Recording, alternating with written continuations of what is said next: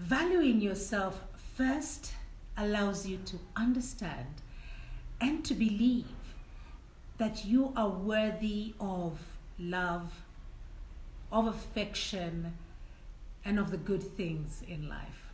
Hi, I'm Clarity Coach Lucy, and this is Tuesday Talks at 3. Thank you so much for coming to the episode today. This September, we are looking at Value Thyself. And therefore, our series is a 4-part series with 4 episodes, 2 of which we have already done successfully. The first one was connecting with your inner self. And in connecting with your inner self, we appreciated that we all have a story to tell, but we want to take control of that story. And so I encouraged you to consider your story in the past. And that's what it is, a story in the past. All we can take away from that story is our learnings. So what learnings have you taken away from that story? And what learnings are you going to apply in your future story, which starts now? The here and now and what you can do with your future is important, because that's the only thing that we are promised, the here and now. So that was connecting with your inner self. Once you have your story, then you know who you are, and then you are able to connect with that self, which is your authentic self, your unique you. There are no two people like you on this earth. Even if you have a twin or you're part of a triplet or a quadruplet team, nobody is like you. You've got your own identity. And this is what we're encouraging you when it comes to just checking in with your inner self and who you are. Episode 2 took us to Be True to Self. And in Be True to Self, we talked about value and worth, and how you manifest that value and worth. And I do hope that you took the exercises that I shared with you and you were able to see your pros and your cons. It then brought up the shadow self. Very interesting topic around the shadow self, where you need to name it and tame it. So once you can name your shadow self, then you actually know what is that dark side that I have. And instead of pushing it under a rug, that you work with your dark side, because you are a total sum of your good and your bad, or shall we say of your good and your evil? Well, the jury's out on that one. But you are a sum of this. You're a sum of the good things that you do, that's your strengths. You're a sum of the bad things that you do, or where we have room for improvement, I beg your pardon, which is then your weaknesses. Now, what we have done as human beings is we have pushed this under the rug, and by doing so, when we get to the height of emotions, the dark side comes to light, and then we have no control over it. But if we had embraced it, if we had known it exists, and we name it so that we can tame it, we will be able to be in total control of it when it rears its ugly head. But we'll also be working on it. We also looked at connecting and perfecting your inner circle. A very interesting topic right there. It got us thinking as to how much control do we give other people? Who is in that inner circle of yours? Why are they in that inner circle of yours? Are they there because you have chosen them? Or are they there because they chose themselves and they just brought themselves in there? Why is this important? Because you have to be intentional in life, guys. You have to ensure that whoever is in your inner circle is somebody that you have personally chosen, you have personally allowed, you have actually given them that, or shall I say, the honor of being in your group. Because when you have a group like this, we are all learning from one another. Where I have a dark side, you have a light side to my dark side, and therefore you complement me. You can call me out on things that are not ethical or are not etiquette. You can call me out because you're part of my inner circle. We can grow each other in this inner circle. There's no lies that we are telling each other in the inner circle. And if there are lies, then we need to rethink this inner circle and see who is part of it. Now, this was in being true to yourself. So again, you've got to know who is around you, who you're allowing around you with your vulnerability. You have to be careful about this, because this is your fragile true self that you are sharing with people. So who are you sharing that with? Today, we're talking about focusing on possibilities. Wow. This is going to be an interesting one, guys, and I'd love for you to participate, engage, and share with me what your thoughts are. We do have a question today, which is, what are you focusing on? It sounds easy, right?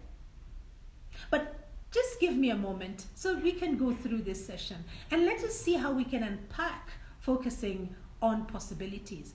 It could be about your health. Maybe you're going through something right now and it's not a good thing, and it is something to do with your health. And you may ask, how can I focus on possibilities when I can see that things are just dark and dreary and gloomy? Maybe your relationship has just broken up and you're asking, Lucy, seriously, where's the silver lining in this? Maybe you just lost a job or an opportunity or a contract or a career has come to a crashing end. There's rejection right there. And you ask yourself, how can I focus on these possibilities? Well, you can. And I've got 3 tips today on how you can do this very effectively. And once you apply these 3 tips, you can thank me later here on IG Live, or you can thank me on Facebook, so that we can pay it forward and somebody else can learn. So that is going to be our episode today, focusing on the possibilities in life, in health, in relationships, in my wealth, in name it. Focusing on possibilities. Then we close off the series of Value Thyself September series in our next episode, which is celebrating your value. We'll have brought it all together to a close. So the question is, what are you focusing on? Problems or possibilities? Only you know, and only you have the power to choose what you're going to focus on. I'm just hoping that our session, which is going to be about 20 minutes, is going to help you to make a decision that is going to be empowering for you. And when you pour out from that cup, it's going to be empowering to the other people who are receiving this. So let's look at focusing on self. And when we start looking at focusing on self first, we need to acknowledge that we are socialized to focus on other people or other things, other situations. We think that it is an act of selfishness when we focus on ourselves. On the contrary, there is power in focusing on yourself, because only then can you be able to help somebody else. I'm reminded when you're flying in an aircraft and the oxygen mask is dropped, that you are supposed to put on your mask first before you help anybody else, because you have no use to anybody if you have no oxygen in your system. The same thing here. If you are unable to nurture yourself, you're unable to focus on yourself, on the growth, you're unable to focus on your own mental wellness, your own growth, or understanding who you are, understanding that you have to wear that oxygen mask so that you can be a help to somebody else, then really you are no use to yourself, number one, and to anybody else. So there are 3 areas here that I would like us to look at.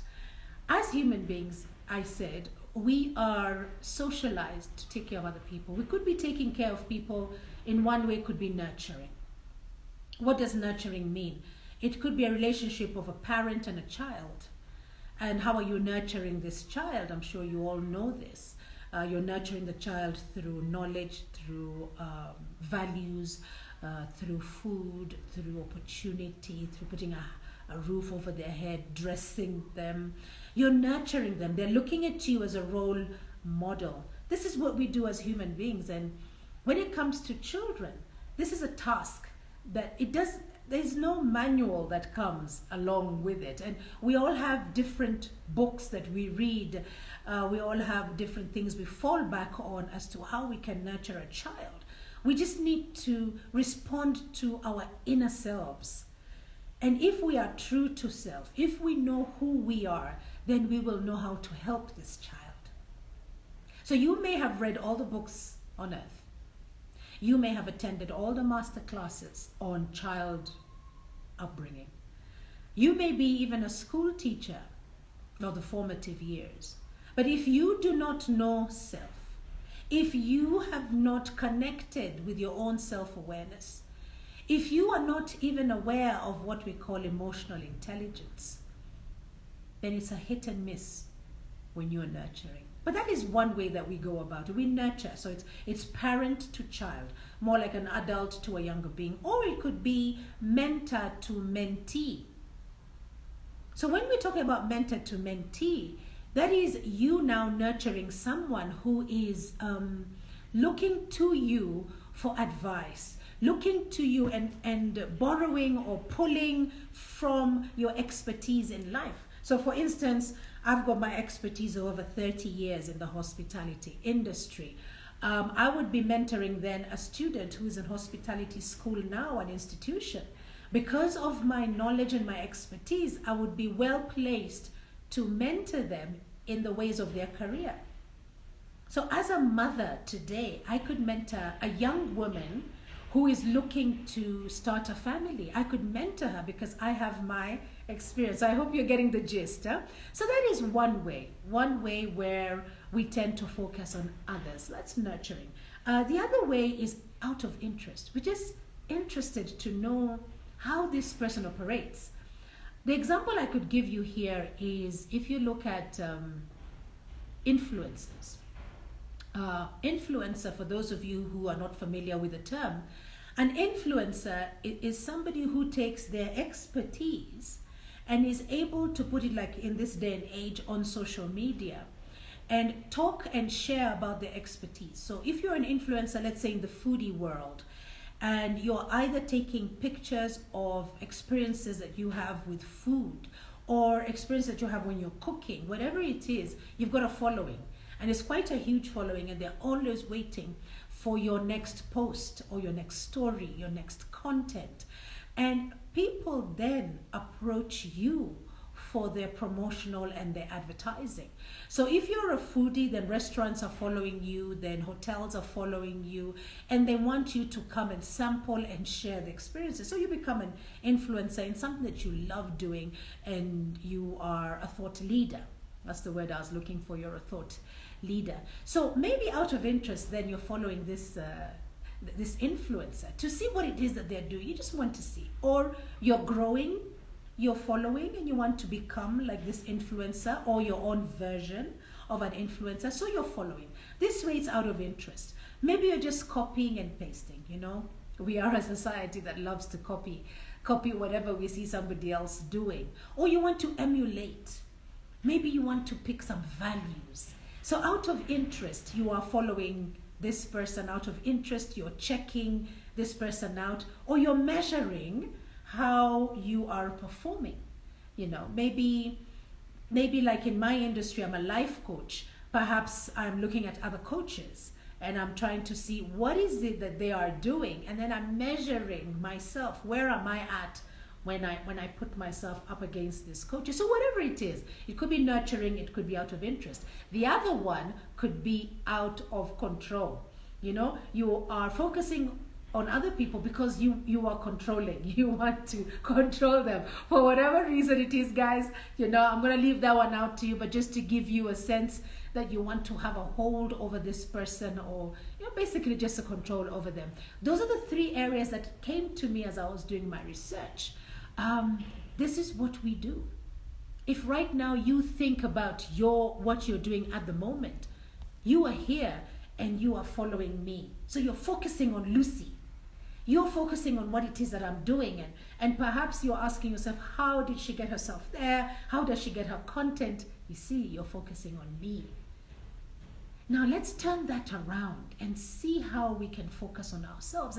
And this is what is difficult, because we are so socialized on focusing on other people, and we believe or we think that if we focus on ourselves, we're being selfish. Then this becomes a very difficult thing to do. To turn the spotlight onto me, because many things can happen here. If I turn the spotlight on me, what if I fail? See, now the fear starts to come in. And then on the other end of this stick, what if I succeed? Will I then be able to sustain my success? People are watching me. So what do? We tend to pull back and hide and make it about somebody else. And we therefore lose the opportunity to step into our potential. You heard me right. we lose the opportunity to step into our true potential. And how do you step into your true potential? By knowing self, by understanding how you respond to certain circumstances, situations, how you respond to people. It's very important. And like I said, emotional intelligence then comes into play. So what is it for you? Do you want to be able to focus on yourself? I hope your answer is a resounding yes. I hope that's what it is. It will help you to answer the question that I asked earlier on, and that is the focus of today's conversation. What are you focusing on? I do hope that you're focusing on your self-awareness and self-improvement and self-motivation and self-regulation and self. Because it's only once you get that right will you be able to serve. Well, I'm all about servitude. And this is why I find this so passionate for me, a topic. And therefore, I hope that it rings true for you. So are you in business? Are you employed? Are you in between, so in a transition? This is your opportunity to know yourself. This is where you're going to get your fulfillment from. This is where you're going to find your purpose. So I promised you 3 tips that we're going to cover today. And the first tip is going to be about attention. And this is how you're going to be able to focus on possibilities, and possibilities for self is where we're going to start. So the first one is, where do you place your attention? When things are happening, where do you place your attention? Number 2, what language do you use? Even now, as you're having that silent talk, as you're watching me, what is going through your mind? What language are you allowing to take space into your head? What are you doing about it? Because at the end of the day, the words that we use to explain our situations tell a lot about the person that we are. You've heard of the optimist and the pessimist. Why do we have such names? I don't want to say labels. Why do we have such names or such identities? It's because that's our characteristic. And this is what we are using as a premise. We work from there.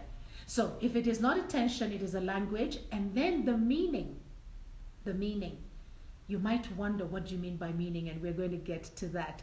If you've got any questions, please feel free to drop them here in the live chat. Today, we're talking about focusing on possibilities, whether it is in your life, in your health, in your relationships, in your work. Basically, it is yourself and the way you are reacting, or rather responding is a better word. How you are responding. Reacting just means that it has happened and you're not thinking about what you're doing, you're just reacting. But responding suggests that you are choosing what to do. And this is where the power comes in, the choice of focusing on the possibility. So let's start with attention. A gentleman by the name of Tony Robbins that I follow because he is a coach and he's just amazing with his insights. He's been doing it for over 30 years. Tony Robbins says that where your focus goes, your energy flows. Where your focus goes, your energy flows. And that lends to our question today. What are you focusing on? Because once you focus on something, this is where all your energy just flows.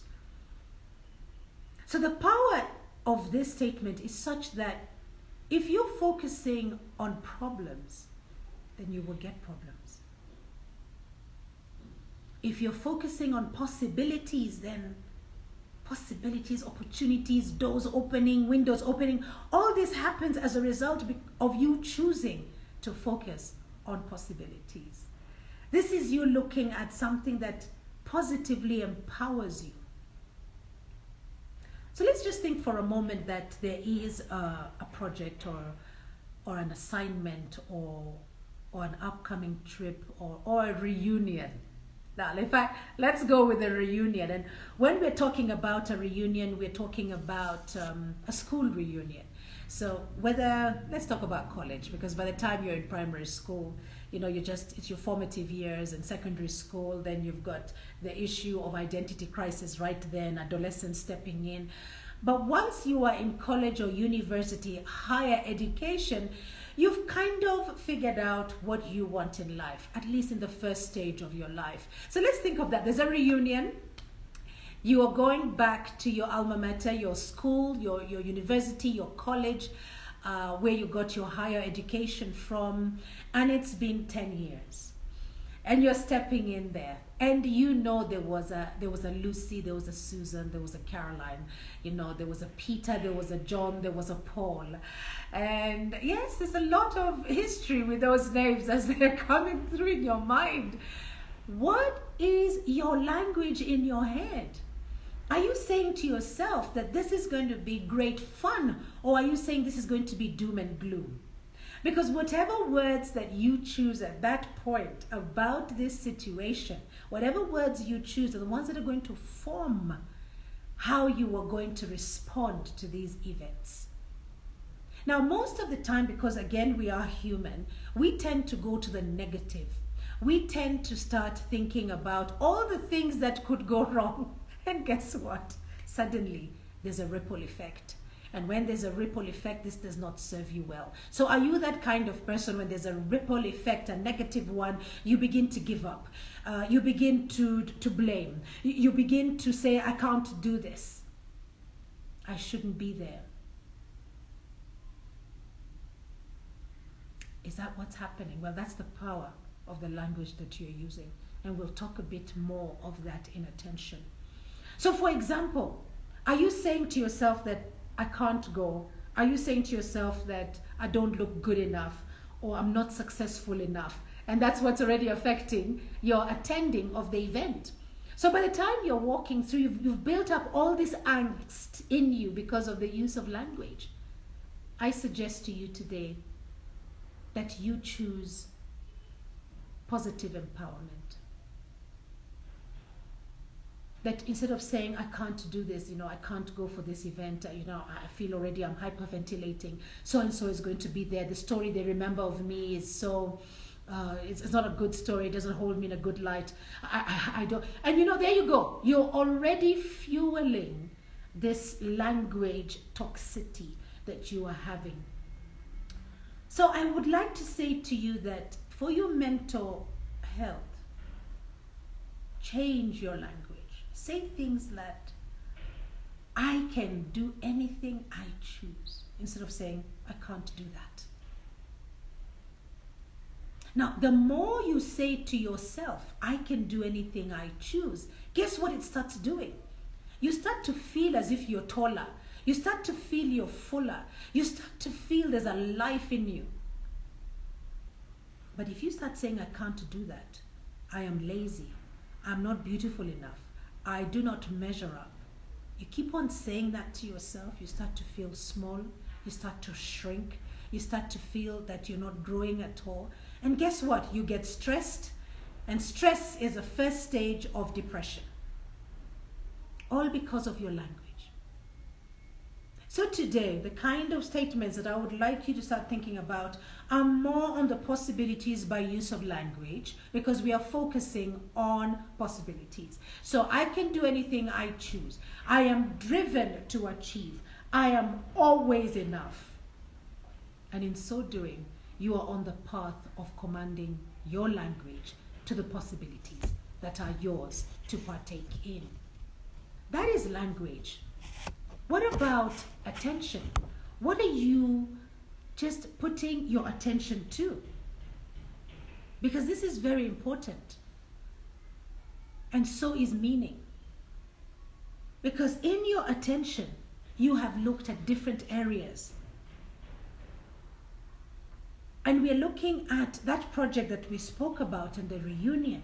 And we are saying your choice of attention is the way you're going to show up.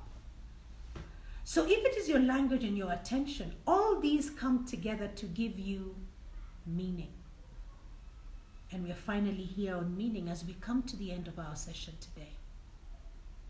What meaning do you give situations? Whatever situation you find yourself in, you already give it a meaning.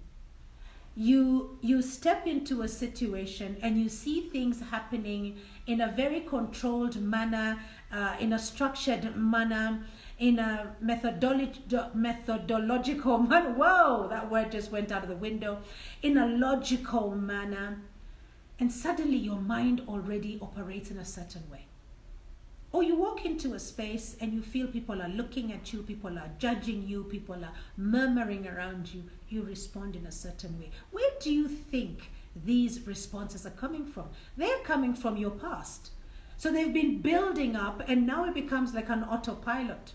So at times we don't even think of it. We walk into a situation and already we've got this armor around us. There are certain things that we do. There are peculiar habits that we bring to the table because we have applied a meaning to whatever situation it is. So there's a great opportunity here to change your narrative. So you have to first remember that the meaning has happened over the years because of what you have fed it subconsciously without knowing over the years. This is your true self now coming to life. This is what you've been doing, and you'll hear some people saying, I'm like this, we're like this, where we come from, this is what we do. This is because it's things that we have acquired over time. We can change the narrative. This is the good news. And we can change it by asking two simple questions. What else can this mean for me? And the other question that we can ask is, how best can this grow me? Because guys, we want to be better than we were yesterday. We want to be better than we were 5 minutes ago. Because this is our purpose, to be better people, to grow. Every day we are growing. We do not regress. You don't get younger by the days, you get older. This is growth. By the day you acquire knowledge, this is growth. So why don't we bring in the aspect of meaning? What else does it mean for me and how can I grow for this? Perspection is what is needed here. So we want to upgrade our autopilot. How do we upgrade our autopilot? This is for you to think about. What do you need to do to upgrade your autopilot? Well, the journaling comes in. I encourage you that in every situation that you step in or you find yourself in, ask yourself, what does this mean for me? The answer to that question should be journaled. And as you journal it, question it. Am I happy with it? I have this thing that with every person that I meet or any situation that I'm in, when I walk away, I listen to my gut. What does my gut tell me about that person, that situation, that place? I listen to it and I go away and, just unpacking it and seeing how that experience could grow me. Is it a time for me to start saying no to such things? Is it a time for me to start saying, I need to go back to those situations and have more of them so I could grow? Is it a time for me to say, here I have the opportunity to leave a legacy and go back in? These are the different types of meanings that I attach to situations. What about you? What kind of meaning? And if you never knew this existed or that you were already doing it subconsciously, now that you know what you know, what can you do about it? Perspectives. Very different perspectives. What is the benefit of looking at your language, your attention, and looking at your meaning? Confidence. Remember, we are talking about focusing on possibilities. Now that we know our words impact our possibilities, now that we know the attention, where our focus goes so our energy will flow, now that we know that, it impacts. Now that we know the meaning that we attach is profound, all this comes together with confidence. The next time you show up, guys, and you're intentionally thinking about these three things, just see what happens and you will thank me later. So choosing to focus on possibilities expands your mind to seeing opportunities. Like I said, windows opening, opportunities opening, doors opening, and you stepping into it. You can even allow yourself to just stand at the door and at the window and see what there is out there. And use your language, your attention, and your meaning. If you want to remember it better, the acronym is ALM.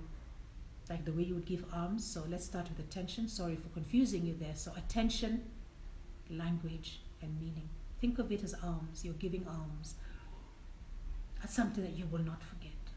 So as you leave this session today, as I bid you farewell until we come to our next session, I want you to apply your perception on how you think you can apply your perspection. When you look at situations, how can you change them to come from a positive place is what you need to be doing. Remember, courage is acting in spite or despite that fear. I'm never too sure which word to use there, in spite or despite. But courage is just acting in spite of this fear. Doesn't mean that when you're courageous, you're not fearful. In fact, with every success, by the time you're stepping through, those jitters in your tummy, the way you feel like you want to have the runs, the sweat that you have, the shaking in your hands, that is you exhibiting fear at a certain level, which is fear of the unknown. But then you still forge forward. Well, our 3 takeaways are very simple today. The first one is be intentional about your choice of attention. Be intentional about it. What am I placing my attention on? And then command your language by choosing what you say. Choose your words carefully. Think about the outcome on yourself first, and then on others. It will serve you well. And then grow through meaning by upgrading your autopilot, whatever it is your autopilot is. Thank you so much, guys. Those are the 3 takeaways today. We are socialized to say that we are fine, that we are just fine, or to respond in the negative. This is what we've understood today. We say things are hard, the economy is not happening, the fuel is gone up, the price of flour or food that we need has gone up, there's no money. But this is a narrative that we can change. We can change it, guys. So the next time someone asks you, how are you? How are things? Be intentional about your response, and you will thank me later. And your mental wellness will also thank you later. Episode 4 is all about celebrating our value, and you do not want to miss this. It is the final episode of our Value Thyself series, and I'd love for you to join us. I want feedback, guys. I want feedback. Tell me what you think about these episodes and series, and if you want more series, what kind of series would you like? Subscribe to our YouTube channel, which is LMC Consultancy, for the recording of this particular session, and share with us your feedback here on IG and on Facebook. Well, this September, as we come to a close, we still have great offers on the table. Buy my book and get 2 coaching sessions valued at 10,000 shillings for free. This has just been sold out as we speak this afternoon. Thank you so much to all of you who bought my book this September and in August also, and have taken up the coaching. I do hope that you are getting great value. Thank you for showing up for your coaching. Look out for my offers in October, because we will be back with them. The second offer is sign up for my online self-paced courses and get a coaching session for free, which is worth 5,000 shillings. And then last but not least, book a 3-pack coaching session and get a free online self-paced course. Guys, let us help build each other. And until we meet again in our next episode, final episode of Value Thyself series, which is celebrating our value, be kind to yourself. Bye-bye now.